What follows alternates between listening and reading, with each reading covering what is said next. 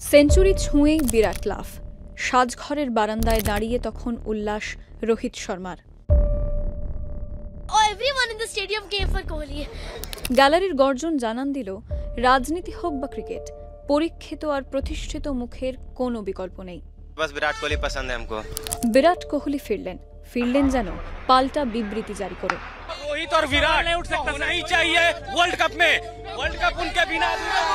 একটা সেঞ্চুরি, একটা রেকর্ড।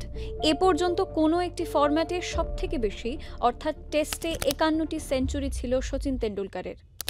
একদিনের ক্রিকেটে ৫২তম সেঞ্চুরি করে সে মাইল ফলক টপকালেন বিরাট। একটা মানুষ শচীন তেন্ডুলকারকে অতিক্রম করছেন। ভাবুন তিনি কোথায় দাঁড়িয়ে। একদিনের ক্রিকেটে বিরাটের শ্রেষ্ঠত্ব নিয়ে কোনো সন্দেহ নেই। ওর সঙ্গে আর ওর বিরুদ্ধে যারা খেলেছেন সকলেই স্বীকার করেছেন। রিকি পন্টিংও একমত। অস্ট্রেলীয়দের থেকে স্বীকৃতি পাওয়া যে কি কঠিন সকলেই জানেন। Throughout his career, what he has done for the country, what he has done for the Indian team, and his records speaks for him, and those who criticize him or question his ability should see his stats and should see his current form. একটা century, একটা record, আসলে যেন উথাল পাতাল ভারতীয় ক্রিকেটকে দিশা দেখানোর light house. অলিখিত যত বার্তা সব যেন গুরু গম্ভীরের উদ্দেশ্যে। দেশের মাটিতে ২ টেস্টে চুনকাম হওয়ার পর আত্মপক্ষ সমর্থনে বলেছিলেন, I'm the same guy who got results in England as well with a young team, and I'm sure you guys will forget very soon because a lot of people keep talking about New Zealand, and I'm the same guy who won Champions Trophy and Asia Cup as well. তবে cricket প্রেমীরা বলাবলি করছিলেন সেই সাফল্যে তো অবদান ছিল রোহিত কোহলিরও, যে রোকো জুটির ভবিষ্যৎ নাকি প্রশ্নের মুখে ঠেলে দিয়েছেন গম্ভীর আগরকর জুটি। নক্ষত্র সংস্কৃতির বদলে ভারতীয় ক্রিকেটে বদল আনতে চেয়েছেন গম্ভীর।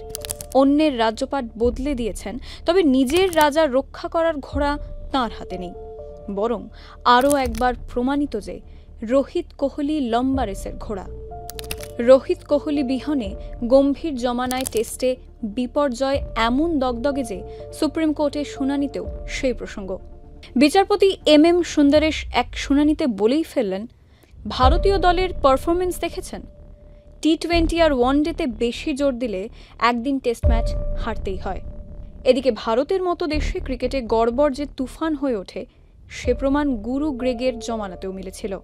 क्रिकेट एक खेल नहीं है, एक प्रकार से भारत के लोगों की जिंदगी बन गया है, और क्रिकेट में अच्छा होता है तो भारत अच्छा फील करता है, और क्रिकेट में थोड़ा सा भी इधर होगा तो पूरा भारत हिल जाता है।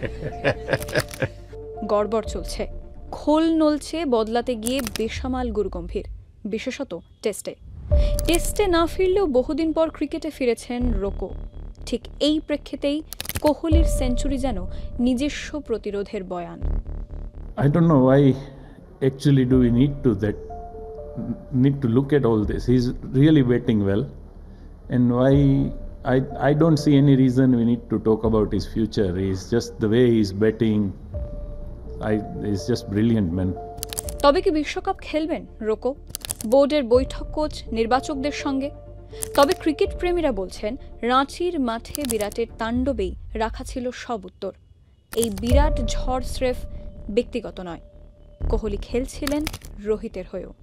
কোহলি যেন খেলছিলেন অকস্মাৎ কিডব্যাক তুলে রাখতে বাধ্য হওয়া সব ক্রিকেটারদের জন্যই। তবে সবার উপরে তিনি যেন খেলছিলেন সেই বিরাট কোহলির জন্যই। সুহানা সফর পেরিয়ে এসেও যিনি মাঠে নেমে নিজের কানে নিজেই বলতে পারেন, হে আমার আগুন, তুমি আবার ওঠো জ্বলে।